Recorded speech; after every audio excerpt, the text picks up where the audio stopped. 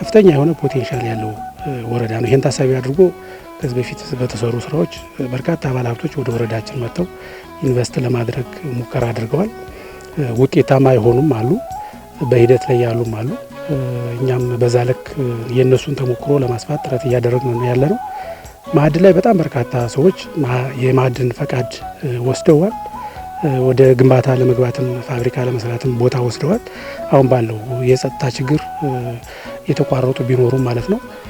ከዛ ውጭ አሁን ባለው ወረዳችን ላይ በተለይ የአርሶ አደሩ ምርት ፕሮሰስ አድርገው ለተጠቃሚው የሚያቀርቡ ከ4 በላይ ከ5 በላይ ፋብሪካዎች ስራ የጀመሩ አሉ። በግንባታ ላይ ያሉ አሉ። ቦታ ወስደው ደግሞ ግንባታ ለመጀመር ጥረት እያደረጉ ያሉ ባለሀብቶች አሉ። ስለዚህ ለነዚህ ባለሀብቶች እንግዲህ ሲጀምሩ 2 ነበሩ እንደ ወረዳ፣ አንድ የዱቄት ፋብሪካ፣ አንድ የፕላስቲክ ፋብሪካ ነበረ። ለነዚህን ወደ ስራ ለማስገባት እንደ መንግስት በርካታ ድጋፍ ተደርጎላቸዋል። የሙያ ድጋፍ፣ የማቴሪያል እና ሌሎች ድጋፎች።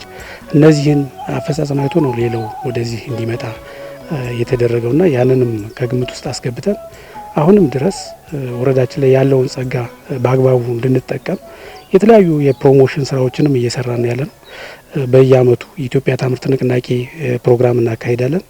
እሱን ታሳቢ አድርገን በዚህ መድረክ ወረዳችን ላይ ምን ጸጋ አለ፣ ምን ሀብት አለ፣ እስካሁን ወደ ስራ የገቡ ሰዎች ምን ተጠቀሙ፣ ለምን ያህል ሰው የስራ እድል ፈጠሩ፣ ሲደመር በምን ያህል ካፒታል ጀምሮ አሁን እየተደረሱ የብድር አቅርቦቱ ምን ይመስላል፣ ችግራቸው ምንድነው፣ ችግራቸውንስ እንዴት እየፈታን ነው የሚል ግምገማዎችን እና ውይይቶችን አካሄደን እሱን ታሳቢ በማድረግ ሌሎች ባለሀብቶች ወደዚህ ለመምጣት ጥረት ያደርጋሉ። ከፍተኛ የሆነ የባለሀብቶች ጥያቄ ነው ያለው። በነገራችን ላይ ሀብቱም በርካታ ከመሆኑ ጋር ተያይዞ